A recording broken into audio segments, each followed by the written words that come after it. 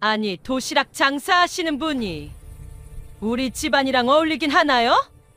사돈댁 전세 사시죠? 얼마짜린데요? 예비사도는 위아래를 쳐다보면서 제 딸의 뺨을 때렸습니다. 그 순간 저는 알았습니다. 이 사람들에게는 제대로 된 교훈이 필요하다는 걸 말입니다.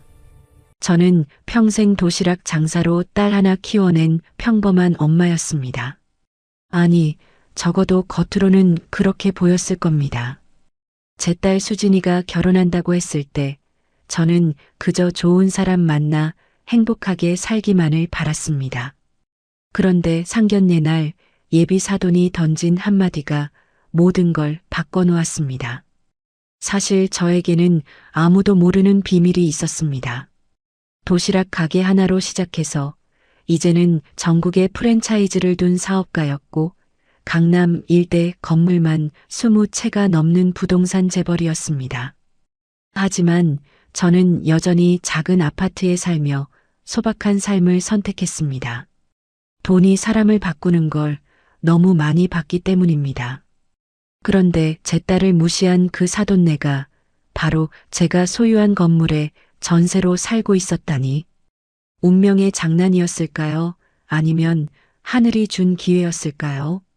저는 그들에게 진짜 부자가 무엇인지, 그리고 사람을 함부로 판단하면 어떤 대가를 치르는지 보여주기로 했습니다. 자, 그럼 시작해 볼까요? 구독과 좋아요 꼭 눌러주시고 끝까지 함께 해주세요. 항상 건강하시고 행복하세요. 안녕하세요. 저는 68살 김정숙입니다. 그날은 유난히 맑은 가을날이었습니다. 강남 한복판에 우뚝 솟은 펜트하우스, 그곳에서 우리 가족의 운명이 뒤바뀔 상견례가 열리기로 되어 있었습니다. 예비 시어머니 한미라 씨는 아침부터 분주했습니다. 거실 한가운데 놓인 이탈리아산 대리석 테이블을 몇 번이고 닦아냈고 천장에 매달린 크리스털 샹들리에 먼지 하나까지 신경 썼습니다. 크림색 샤넬 투피스를 입은 그녀는 거울 앞에서 몇 번이고 자세를 고쳐 잡았습니다. 목에는 굵은 진주 목걸이가, 손목에는 금시계가 번쩍였습니다. 여보, 오늘 제대로 보여줘야 해요. 도시락이나 파는 집딸이 우리 아들이랑 결혼한다니 정말 어이가 없네. 한미라 씨의 남편 박준호 씨도 명품 정장에 구두까지 완벽하게 차려입었습니다. 하지만 자세히 보면 그들의 화려함 속에는 균열이 있었습니다. 거실벽에 걸린 피카소 그림은 자세히 보면 인쇄본이었고 고급스러워 보이는 가죽 소파는 가장자리가 헤어져 비단 쿠션으로 교묘하게 가려져 있었습니다. 식탁 위 와인잔들도 겉보기엔 바카라였지만 밑바닥을 뒤집어 보면 메이드 인 차이나 스티커가 선명했습니다. 그래도 이 정도 집이면 깜짝 놀라겠지. 평생 이런 데 와본 적도 없을 테니까. 박준호 씨가 득이양양하게 말했습니다. 그들은 자신들이 전세로 살고 있다는 사실을 철저히 숨기고 있었습니다.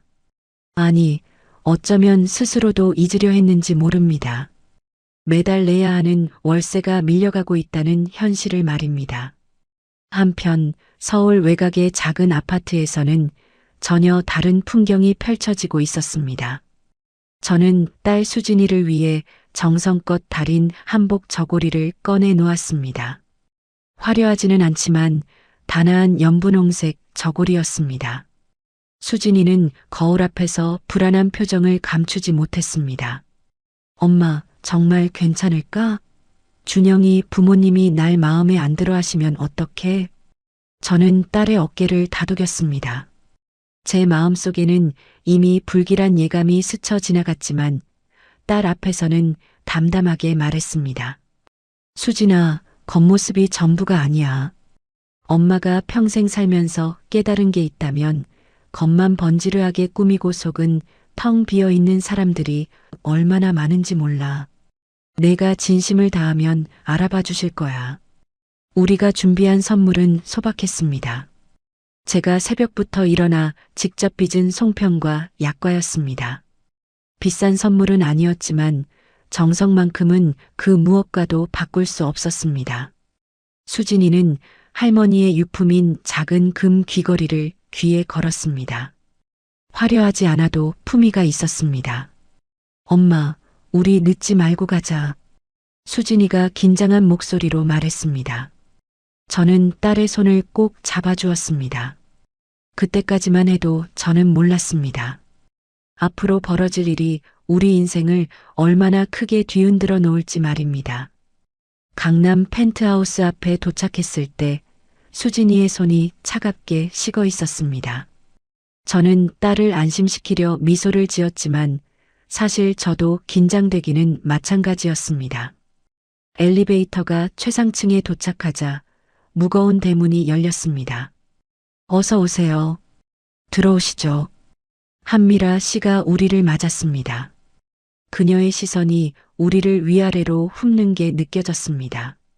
특히 수진이의 소박한 한복과 제가 들고 온 보자기 싼 선물 상자를 보는 눈빛에는 노골적인 실망이 담겨 있었습니다. 거실로 들어서자 화려한 인테리어가 눈에 들어왔습니다.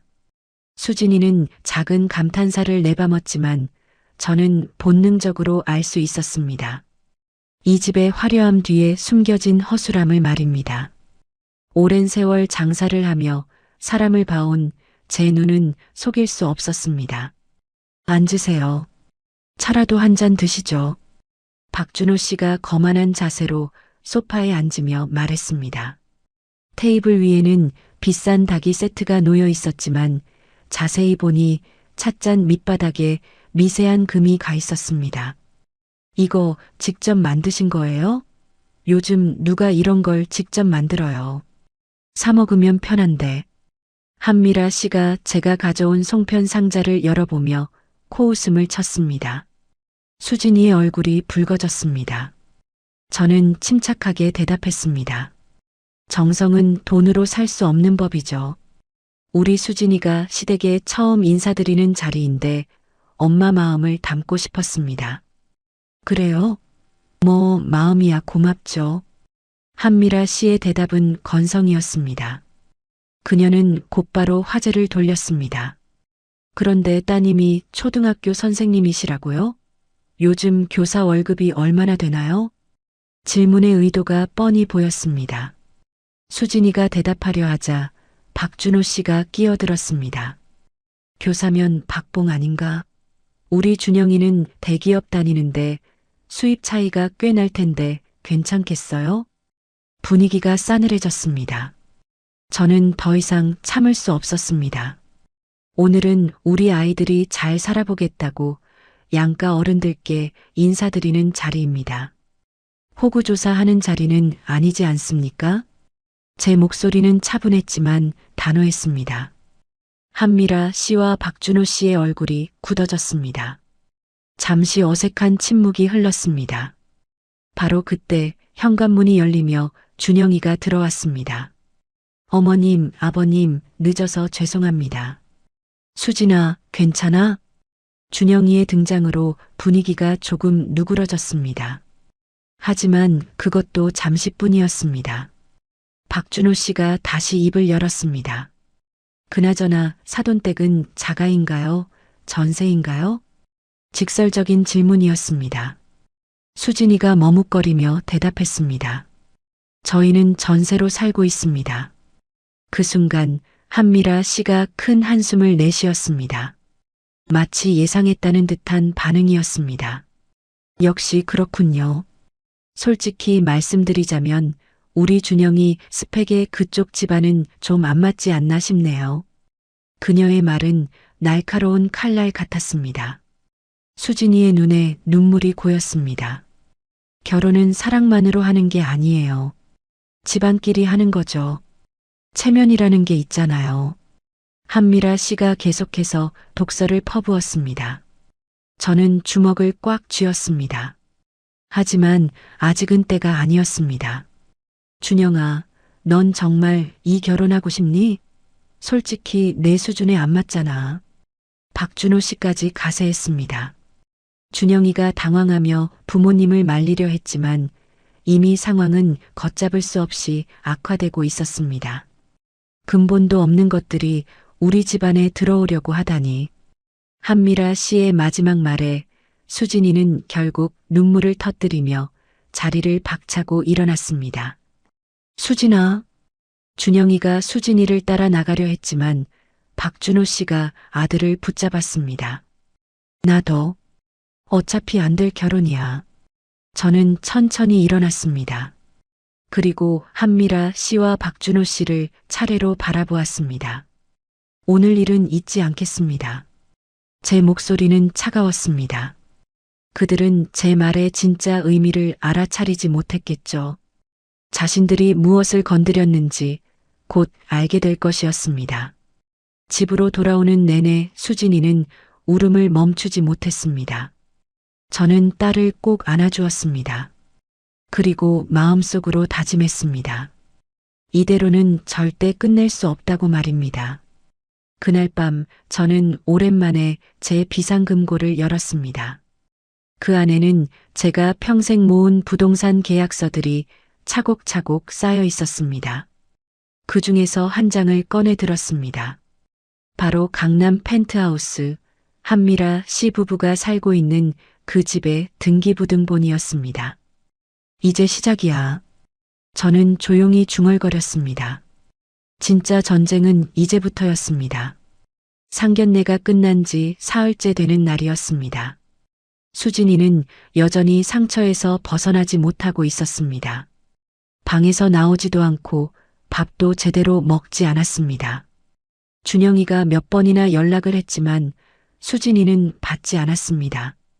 저는 딸의 마음이 얼마나 아픈지 너무나 잘 알고 있었습니다. 그런데 그날 오후 수진이의 휴대폰이 울렸습니다. 발신자는 뜻밖에도 한미라 씨였습니다. 수진이가 망설이다가 전화를 받았습니다. 저는 옆에서 딸의 표정이 점점 어두워지는 것을 지켜봤습니다. 전화를 끊은 수진이가 저에게 말했습니다. 한미라 씨가 따로 만나자고 했다는 것이었습니다. 준영이에게는 비밀로 하자면서 말입니다. 저는 불안한 예감이 들었지만 수진이는 가보겠다고 했습니다. 혹시 마음을 바꾸신 건 아닐까 하는 희망을 품고 있었던 것입니다. 다음 날 오후 강남의 한 호텔 카페에서 수진이와 한미라 씨가 마주 앉았습니다. 수진이는 나중에 제게 그때의 상황을 자세히 들려주었습니다. 한미라 씨는 여전히 명품으로 온몸을 치장하고 나타났습니다. 하지만 그녀의 표정은 상견례 때보다 더욱 차가웠습니다. 커피를 한 모금 마신 그녀가 단도직입적으로 말을 꺼냈습니다. 수진 씨, 제가 오늘 부른 이유를 알겠죠? 수진이는 긴장한 채 고개를 끄덕였습니다. 한미라 씨는 핸드백에서 봉투 하나를 꺼내 테이블 위에 올려놓았습니다. 솔직히 말할게요. 조건이 안 맞아요. 도시락집 딸과 우리 준영이가 결혼한다? 체면이 서나요? 그녀의 말은 비수처럼 날카로웠습니다. 수진이의 손이 떨리기 시작했습니다. 이 안에는 돈이 들어있어요.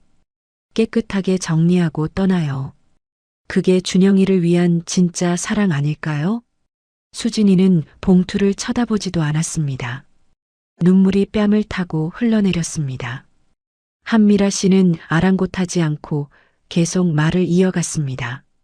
우리 집안 사람들이 뭐라고 하겠어요? 며느리가 도시락집 딸이라니.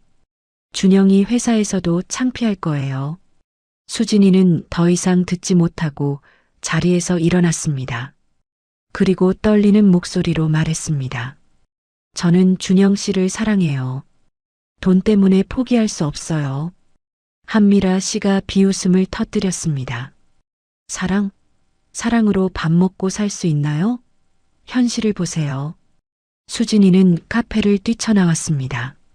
집으로 돌아온 수진이는 제품에 안겨 한참을 울었습니다. 저는 딸의 등을 토닥이며 마음속으로 분노를 사겼습니다. 이제는 정말 참을 수 없었습니다. 그날 밤 저는 제 서재로 들어갔습니다. 벽 한쪽에 걸린 액자 뒤에는 작은 금고가 숨겨져 있었습니다. 저는 금고를 열고 그 안에 보관된 서류들을 하나씩 꺼냈습니다. 부동산 등기부등본, 임대차 계약서, 회사 지분 증명서들이 수북이 쌓여 있었습니다. 저에게는 아무도 모르는 과거가 있었습니다. 젊은 시절, 저는 남편과 함께 작은 분식집을 운영했습니다. 하루 종일 일해도 겨우 먹고 살 정도였습니다. 그러던 어느 날 신우라는 사람이 나타났습니다. 그는 저희에게 큰 돈을 벌 수 있는 투자처가 있다며 접근했습니다. 저희는 전 재산인 전세금을 빼서 그에게 맡겼습니다. 하지만 그것은 사기였습니다. 신우는 돈을 들고 사라졌고 저희는 하루아침에 거리로 내몰렸습니다. 월세 단칸방에서 어린 수진이를 키우며 저는 뼈를 깎는 고통을 견뎌야 했습니다. 하지만 저는 포기하지 않았습니다. 새벽부터 밤늦게까지 도시락을 만들어 팔았습니다. 정성을 다해 만든 도시락은 입소문을 탔고 점차 단골 손님이 늘어났습니다. 그렇게 조금씩 돈을 모아 작은 가게를 열었습니다. 엄마 손 도시락이라는 이름으로 시작한 제 가게는 빠르게 성장했습니다. 프랜차이즈 문의가 쏟아졌고 지금은 전국에 500여 개의 체인점을 보유한 대기업이 되었습니다. 하지만 저는 여전히 작은 가게에서 일하는 것처럼 살았습니다. 화려한 삶보다는 소박한 일상이 더 소중했기 때문입니다. 제가 번 돈은 대부분 부동산에 투자했습니다. 서민들이 사는 동네 근처 상가, 직장인들이 많은 오피스텔, 그리고 강남 일대의 빌딩들까지. 어느새 제 자산은 200억 원을 넘어섰습니다. 하지만 저는 이 사실을 철저히 숨겼습니다. 심지어 수진이조차 엄마의 진짜 재산을 모르고 있었습니다. 저는 서류 더미 속에서 한 장의 계약서를 꺼냈습니다. 강남 펜트하우스, 한미라 씨 부부가 살고 있는 그 집의 임대차 계약서였습니다. 그들은 제게 매달 600만 원의 월세를 내야 했지만 이미 2달째 밀리고 있었습니다. 또 다른 서류를 펼쳤습니다. 테헤란로에 있는 태성기업 사무실 임대 계약서였습니다. 박준호 씨가 운영하는 회사였죠. 이 역시 제가 소유한 건물이었고 임대료가 석 달이나 밀려 있었습니다. 저는 휴대폰을 들어 관리사무소 김 과장에게 전화를 걸었습니다. 김 과장님, 저 김정숙입니다. 강남 펜트하우스 이태성, 한미라 부부 말입니다. 월세가 얼마나 밀렸죠? 김 과장의 목소리가 들려왔습니다. 월세 2달치 1,200만 원이 밀렸다는 것이었습니다. 관리비까지 합치면 1,400만 원이 넘었습니다. 태성기업 사무실은요? 이쪽은 더 심각했습니다. 임대료 석 달치의 관리비까지 합쳐 2천만 원 가까이 밀려 있었습니다. 저는 결심했습니다. 이제 그들에게 현실을 보여줄 때가 왔습니다. 김 과장님, 내일 아침 법무팀과 함께 계약 해지 통보서를 보내주세요. 두 곳 모두요. 전화를 끊고 저는 또 다른 전화를 걸었습니다. 제가 잘 아는 경제 전문 기자였습니다. 기자님, 오랜만입니다. 제가 재미있는 이야기를 하나 들려드릴까 합니다. 다음 날 아침 경제신문 일면에 큰 기사가 실렸습니다. 청담동 부동산 큰손 김정숙, 소박한 삶 속의 진짜 부자라는 제목이었습니다. 기사에는 제가 소유한 부동산 목록이 상세히 나와 있었습니다. 강남 일대 빌딩 20채, 테헤란로 상가 건물 5채, 그리고 전국 각지의 상가와 아파트들까지. 특히 눈에 띄는 부분이 있었습니다. 제가 소유한 건물 중에 강남 펜트하우스와 태성기업이 입주한 건물이 포함되어 있다는 내용이었습니다.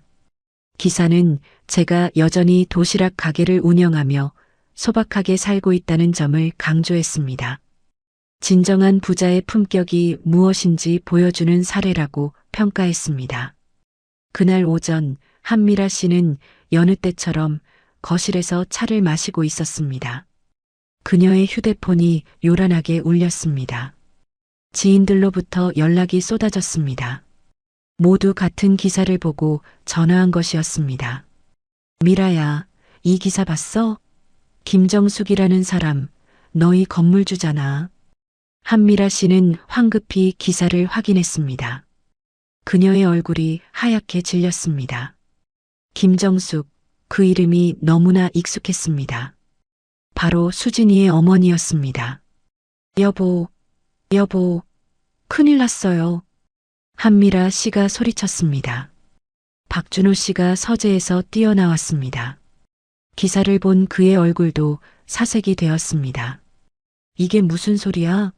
수진이 엄마가 우리 건물주라고? 바로 그때 현관벨이 울렸습니다. 한미라 씨가 문을 열자 정장 차림의 남자가 서 있었습니다. 법무법인 정의의 최 변호사입니다. 계약 해지 통보서를 전달하러 왔습니다.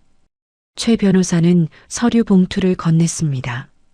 월세 연체로 인한 계약 해지 통보였습니다. 한 달 이내에 퇴거하지 않으면 강제 집행에 들어간다는 내용이었습니다. 잠깐, 이게 무슨 일이에요? 우리가 언제 월세를 안 냈다고. 박준호 씨가 항변했지만 최 변호사는 냉정했습니다. 2달치 월세와 관리비가 밀려 있습니다. 태성기업 사무실도 마찬가지입니다. 그쪽도 계약 해지 통보서가 발송되었을 겁니다. 최 변호사가 떠난 후 한미라 씨와 박준호 씨는 거실에 주저앉았습니다. 그들이 그토록 자랑하던 펜트하우스에서 쫓겨날 위기에 처한 것입니다. 우리가 수진이네를 그렇게 무시했는데. 한미라 씨가 떨리는 목소리로 말했습니다. 박준호 씨는 주먹을 불끈 쥐었습니다. 이건 복수야. 김정숙이 우리를 노리고 한 짓이야. 하지만 그들이 할 수 있는 일은 아무것도 없었습니다. 밀린 월세를 당장 낼 돈도 없었고 새로운 집을 구할 여력도 없었습니다. 그들의 허세는 한순간에 무너져 내렸습니다. 그날 저녁 준영이가 집으로 돌아왔습니다. 부모님의 어두운 표정을 본 그가 물었습니다. 무슨 일 있어요? 한미라 씨가 기사를 보여주며 상황을 설명했습니다. 준영이는 충격을 받았지만 곧 담담하게 말했습니다. 그래서요? 수진이 어머니가 건물 주면 어때요? 어떻게 어때? 우리가 쫓겨나게 생겼다고. 박준호 씨가 소리쳤습니다. 준영이는 고개를 저었습니다. 부모님이 먼저 수진이네를 무시했잖아요. 전세 산다고 도시락 판다고 깔봤잖아요. 그건 저는 수진이와 결혼할 거예요. 부모님이 반대해도요. 준영이의 단호한 말에 한미라 씨와 박준호 씨는 할 말을 잃었습니다. 아들마저 등을 돌린 것입니다. 한편 저는 수진이와 함께 저녁을 먹고 있었습니다. 수진이는 기사를 보고 놀라움을 감추지 못했습니다. 엄마, 이게 다 진짜예요? 엄마가 이렇게 부자였어요? 저는 딸의 손을 잡았습니다. 수진아, 돈이 중요한 게 아니야. 사람이 중요한 거지. 그런데 왜 이제까지 숨기신 거예요? 돈 때문에 사람이 변하는 걸 너무 많이 봤거든. 너만큼은 돈이 아니라 사랑으로 행복해지길 바랐어. 수진이의 눈에 눈물이 고였습니다. 저는 딸을 꼭 안아주었습니다. 준영이가 정말 너를 사랑한다면 이런 상황에서도 너를 선택할 거야. 그게 진짜 사랑이지. 며칠 후 준영이가 우리 집을 찾아왔습니다. 그는 무릎을 꿇고 제게 사과했습니다. 어머님, 저희 부모님이 정말 죄송합니다. 제가 대신 사과드립니다. 저는 준영이를 일으켜 세웠습니다. 준영아, 내 잘못이 아니야. 그리고 난 복수하려는 게 아니었어. 다만 사람을 겉모습으로 판단하면 안 된다는 걸 보여주고 싶었을 뿐이야. 어머님, 수진이를 정말 사랑한다면 조건이 아니라 마음으로 대해줘. 그게 내가 바라는 전부야. 준영이는 고개를 깊이 숙였습니다. 그리고 수진이를 향해 돌아섰습니다. 수진아, 우리 부모님 때문에 상처받았지? 정말 미안해. 하지만 난 변하지 않아. 너를 사랑해. 수진이는 준영이의 손을 잡았습니다. 두 사람의 눈에는 진심이 담겨 있었습니다. 그로부터 한 달 후, 한미라 씨와 박준호 씨는 펜트하우스에서 나와야 했습니다. 그들은 서울 외곽의 작은 빌라로 이사했습니다. 아이러니하게도 우리가 살던 동네와 멀지 않은 곳이었습니다. 태성 기업도 사무실을 옮겨야 했습니다. 테헤란로의 번듯한 사무실에서 작은 상가 건물로 이전했습니다. 회사 직원들도 대부분 떠났고 이제 겨우 명맥만 유지하는 수준이었습니다. 어느 날 한미라 씨가 저를 찾아왔습니다. 그녀는 초라한 모습이었습니다. 명품 가방 대신 낡은 에코백을 들고 있었고 화려했던 화장도 지워져 있었습니다. 김정숙 씨, 아니 사장님. 그녀는 말을 잇지 못했습니다. 저는 차를 한 잔 따라 주었습니다. 할 말이 있으면 편하게 하세요. 죄송합니다. 정말 죄송합니다. 제가 너무 어리석었어요. 한미라 씨의 눈에서 눈물이 흘렀습니다. 저는 조용히 들어주었습니다. 저희가 가진 게 하나도 없었어요. 그 집도 명품도 모두 빚으로 산 거였어요. 허세였어요. 그녀의 고백은 계속되었습니다. 남편의 사업이 기울면서 빚더미에 앉았고 체면을 유지하기 위해 더 큰 거짓말을 해야 했다는 것이었습니다. 수진이한테 그런 말을 한 건 저희가 초라해서였어요. 진짜 부자인 사람 앞에서 가짜인 저희가 들킬까봐 무서웠어요. 저는 한숨을 쉬었습니다. 그들도 나름의 아픔이 있었던 것입니다. 한미라 씨, 이제라도 깨달으셨다면 다행이에요. 돈이 없어도 행복할 수 있어요. 중요한 건 가족이에요. 준영이가 저희를 떠났어요. 수진 씨와 결혼하겠다고, 저희 없이도 잘 살 수 있다고. 아들을 믿어보세요. 그리고 며느리도 받아주세요. 진심으로요. 한미라 씨는 고개를 끄덕였습니다. 그녀가 떠난 후 저는 오랫동안 생각에 잠겼습니다. 복수는 또 다른 상처를 낳을 뿐이라는 것을 알고 있었습니다. 이제는 화해할 때였습니다. 저는 준영이와 수진이를 불렀습니다. 그리고 제안했습니다. 준영이 부모님을 다시 만나보는 게 어떻겠니? 이번에는 조건 없이 순수하게 가족으로서 만나는 거야. 수진이는 망설였지만 준영이가 간절히 부탁했습니다. 결국 두 가족은 다시 만나기로 했습니다. 이번에는 화려한 펜트하우스가 아닌 우리 집 작은 거실에서였습니다. 한미라 씨와 박준호 씨는 완전히 달라진 모습이었습니다. 허세는 사라지고 진솔한 사람들이 앉아 있었습니다. 수진 양, 정말 미안합니다. 우리가 큰 잘못을 했어요. 박준호 씨가 먼저 사과했습니다. 한미라 씨도 고개를 숙였습니다. 며느리로 받아주세요. 아니, 딸로 받아주세요. 제발이요. 수진이는 눈물을 흘렸습니다. 하지만 이번에는 상처의 눈물이 아니라 용서의 눈물이었습니다. 어머님, 아버님, 저도 죄송해요. 마음 아프셨죠? 네 사람이 서로를 끌어안았습니다. 저는 그 모습을 보며 미소를 지었습니다. 진정한 가족이 탄생하는 순간이었습니다. 그 후로 시간이 흘렀습니다. 준영이와 수진이는 작은 전셋집에서 신혼생활을 시작했습니다. 화려하지는 않았지만 그들은 누구보다 행복했습니다. 한미라 씨와 박준호 씨도 변했습니다. 허세를 버리고 정직하게 살기 시작했습니다. 박준호 씨는 작은 회사를 다시 일으켜 세웠고 한미라 씨는 수진이를 도화 도시락 가게에서 일하기 시작했습니다. 저는 여전히 소박하게 살고 있습니다. 돈이 많다고 해서 과시할 필요는 없으니까요. 대신 어려운 아이들에게 장학금을 주고 힘든 이웃들을 돕는데 돈을 씁니다. 그것이 진정한 부자의 삶이라고 믿기 때문입니다. 어느 날 수진이가 제게 말했습니다. 엄마, 이제 알겠어요. 진짜 행복이 뭔지요. 그래. 뭔데? 크기가 아니라 진심이에요. 겉모습이 아니라 마음이에요. 저는 딸을 꼭 안아주었습니다. 제가 평생 깨달은 진리를 딸도 이해하게 된 것입니다. 이 모든 일을 겪으며 저는 다시 한번 확신하게 되었습니다.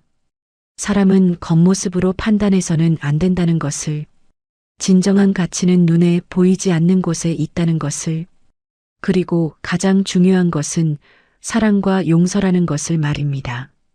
화해의 분위기가 무르익던 그날 저녁, 저는 중요한 결정을 내렸습니다. 단순히 용서하는 것으로 끝낼 것이 아니라 진정한 교훈을 남기기로 한 것입니다. 제가 소유한 건물들의 계약 해지 통보는 이미 발송된 상태였고 한미라 씨와 박준호 씨는 일주일 안에 퇴거해야 하는 상황이었습니다. 다음 날 아침 경제신문에 후속 기사가 실렸습니다. 김정숙 대표 강남 부동산 정리 착수, 임대료 연체 건물주들에게 강경 대응이라는 제목이었습니다. 기사에는 제가 소유한 건물에서 임대료를 연체한 세입자들에게 일괄적으로 계약 해지를 통보했다는 내용이 담겨 있었습니다. 특히 한미라 씨 부부의 사례가 구체적으로 언급되었습니다. 이 기사가 나가자 부동산 업계가 발칵 뒤집혔습니다. 그동안 제 정체를 몰랐던 사람들이 경악했고 특히 한미라 씨와 같은 건물에 살던 이웃들은 충격에 빠졌습니다. 그들이 그토록 자랑하던 펜트하우스 주인이 사실은 월세를 밀리는 세입자였다는 사실이 만천하에 공개된 것입니다. 한미라 씨의 휴대폰은 쉴 새 없이 울렸습니다. 그동안 그녀와 어울리며 명품 모임을 하던 친구들이 하나둘 연락을 끊었습니다. 가짜 부자의 실체가 드러나자 그들은 냉정하게 등을 돌렸습니다. 한미라 씨는 하루아침에 모든 인맥을 잃었습니다. 박준호 씨의 상황도 마찬가지였습니다.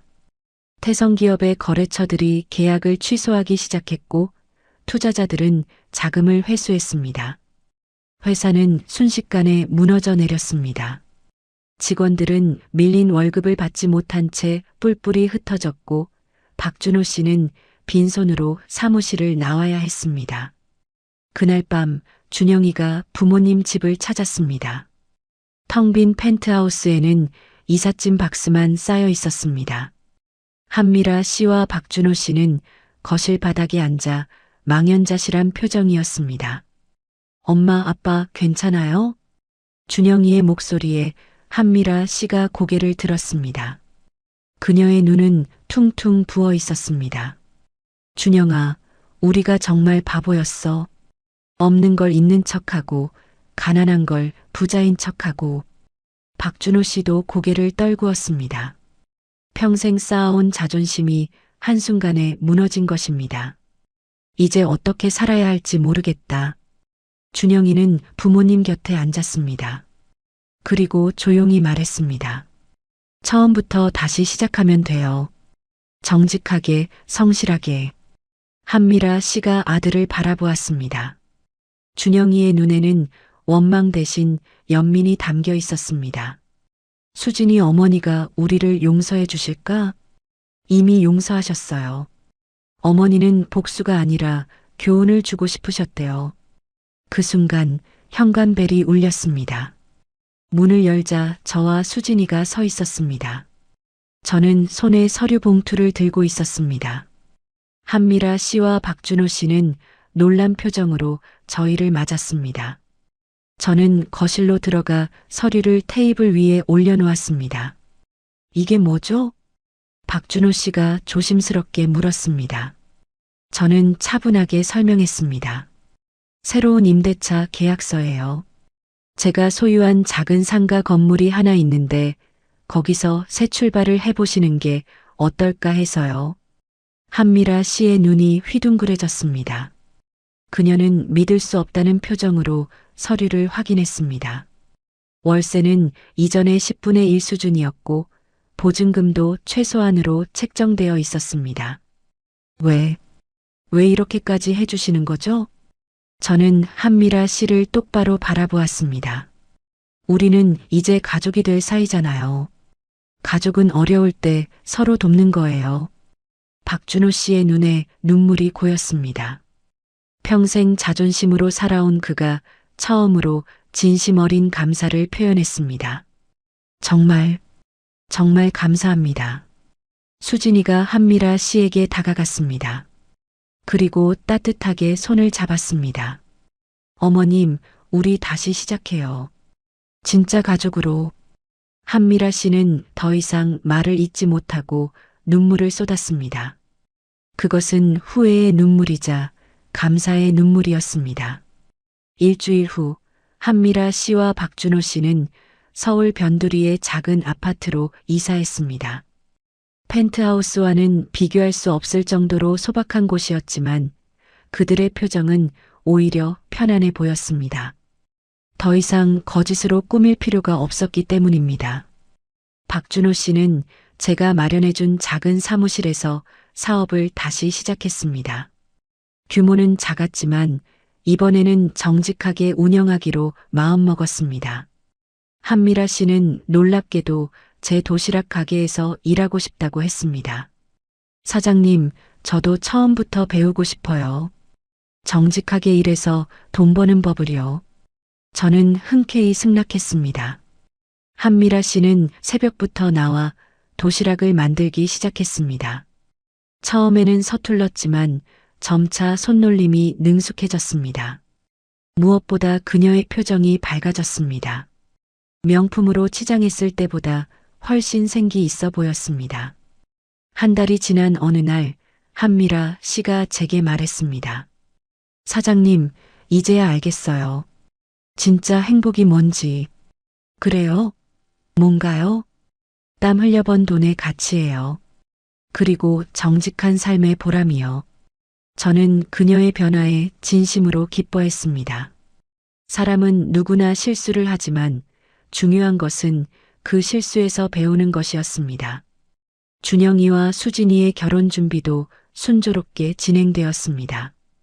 그들은 화려한 결혼식 대신 가족들만 모인 작은 예식을 원했습니다. 강북의 작은 전셋집도 구했습니다. 비록 펜트하우스와는 비교할 수 없는 곳이었지만 두 사람에게는 천국 같은 곳이었습니다. 우리 집이야. 누구 눈치 안 보고 살 수 있어서 좋아. 준영이가 수진이를 안으며 말했습니다. 수진이도 행복한 미소를 지었습니다. 작아도 우리 집이니까 그게 중요한 거야. 저는 두 사람을 보며 흐뭇하게 웃었습니다. 제가 평생 깨달은 진리를 그들도 이해하고 있었습니다. 집의 크기가 아니라 그 안에 담긴 사랑의 크기가 중요하다는 것을 말입니다. 결혼식 날이 밝았습니다. 작은 예식장이었지만 진심 어린 축복으로 가득했습니다. 한미라 씨와 박준호 씨도 수수한 차림으로 참석했습니다. 그들의 얼굴에는 더 이상 허세가 없었습니다. 대신 진정한 기쁨이 담겨 있었습니다. 주례를 맡은 목사님이 말씀하셨습니다. 진정한 부부는 조건이 아니라 사랑으로 하나가 됩니다. 가난해도 부유해도 서로를 믿고 의지하는 것이 진정한 결혼입니다. 그 말씀이 특별히 가슴에 와닿았습니다. 우리 두 가족이 겪은 일들이 떠올랐기 때문입니다. 피로연에서 한미라 씨가 제게 다가왔습니다. 그녀는 수줍게 말했습니다. 사장님, 아니 사돈, 정말 고마워요. 우리를 다시 일으켜 세워주셔서. 우리는 가족이잖아요. 당연한 일을 했을 뿐이에요. 이제 정말 알겠어요. 돈보다 중요한 게 사람이라는 걸요. 저는 한미라 씨의 손을 따뜻하게 잡아주었습니다. 그녀의 손은 더 이상 부드럽지 않았습니다. 도시락을 만들며 거칠어진 손이었습니다. 하지만 그 어떤 명품 장갑보다 아름다워 보였습니다. 1년이 흘렀습니다. 준영이와 수진이는 여전히 작은 전셋집에서 행복하게 살고 있었습니다. 두 사람 사이에는 예쁜 딸이 태어났습니다. 아이의 이름은 진실이었습니다. 진실하게 살자는 의미를 담은 이름이었습니다. 박준호 씨의 사업도 조금씩 회복되고 있었습니다. 규모는 작았지만 정직한 경영으로 신뢰를 쌓아가고 있었습니다. 한미라 씨는 이제 도시락 가게의 중간 관리자가 되었습니다. 그녀는 새로 들어온 직원들에게 늘 이렇게 말했습니다. 정직하게 일하는 게 가장 큰 자산이에요. 어느 날 한미라 씨가 제게 봉투를 건넸습니다. 이게 뭐예요? 그동안 밀렸던 월세예요. 조금씩 모아서 다 갚으려고요. 저는 봉투를 돌려주었습니다. 그 돈으로 손녀 용돈이나 주세요. 과거는 잊어버리고 앞만 보고 가요. 한미라 씨의 눈에 또다시 눈물이 고였습니다. 하지만 이번에는 행복한 눈물이었습니다. 저는 여전히 도시락 가게를 운영하며 살고 있습니다. 제가 가진 재산의 대부분은 장학재단에 기부했습니다. 어려운 환경에서도 꿈을 포기하지 않는 아이들을 돕고 싶었기 때문입니다. 돈은 쌓아두는 것이 아니라 의미 있게 쓰는 것이라고 믿습니다. 수진이가 가끔 제게 묻습니다. 엄마, 그 많은 재산을 다 기부해도 후회 안 해? 그럴 때마다 저는 이렇게 대답합니다. 진짜 재산은 돈이 아니야. 사람들과의 관계, 그리고 마음의 평화야. 엄마는 이미 세상에서 가장 부자란다. 이 모든 일을 겪으며 저는 확신하게 되었습니다. 사람을 외모나 재산으로 판단하는 것이 얼마나 어리석은 일인지를요. 진정한 가치는 눈에 보이지 않는 곳에 있습니다. 정직, 성실, 사랑, 그리고 용서. 이것들이야말로 진짜 보물입니다. 한미라 씨와 박준호 씨도 이제는 완전히 달라진 사람이 되었습니다. 그들은 더 이상 명품을 자랑하지 않습니다. 대신 정직하게 일한 대가로 받은 월급을 자랑스러워합니다. 작은 아파트에 살지만 펜트하우스에 살 때보다 훨씬 행복해 보입니다. 준영이는 종종 부모님께 이렇게 말한다고 합니다. 엄마, 아빠가 지금 모습이 훨씬 좋아요. 진짜 부모님을 찾은 것 같아요. 그 말에 한미라 씨와 박준호 씨는 뿌듯해합니다. 잃어버렸던 아들의 신뢰를 되찾은 것입니다. 마지막으로 제가 여러분께 드리고 싶은 말이 있습니다. 우리는 살면서 많은 사람을 만납니다. 그 중에는 겉모습이 화려한 사람도 있고 소박한 사람도 있습니다. 하지만 정작 중요한 것은 그 사람의 내면입니다.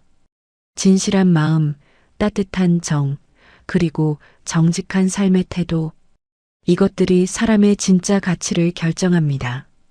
제 이야기가 여러분께 작은 교훈이 되었기를 바랍니다. 혹시 지금 누군가를 겉모습으로 판단하고 계신다면 다시 한번 생각해 보세요. 그 사람의 진짜 모습은 무엇일까요? 그리고 나 자신은 어떤 사람일까요? 거칠애에 연연하지 말고 진실된 삶을 사세요. 그것이 진정한 행복으로 가는 길입니다. 저는 오늘도 새벽에 일어나 도시락을 만듭니다. 이제는 한미라 씨도 함께합니다. 우리는 정성껏 도시락을 만들며 이야기를 나눕니다. 과거의 상처는 모두 잊고 오늘의 행복에 감사하며 살아갑니다. 사돈, 오늘 도시락 정말 맛있게 됐네요. 그러게요. 우리 정성이 가득 담겼으니까요. 이렇게 소소한 일상이 진짜 행복입니다. 크고 화려한 것이 아니라 작고 진실한 것들이 모여 만드는 행복 말입니다. 여러분도 이런 행복을 느끼시길 바랍니다. 겉모습에 속지 마세요.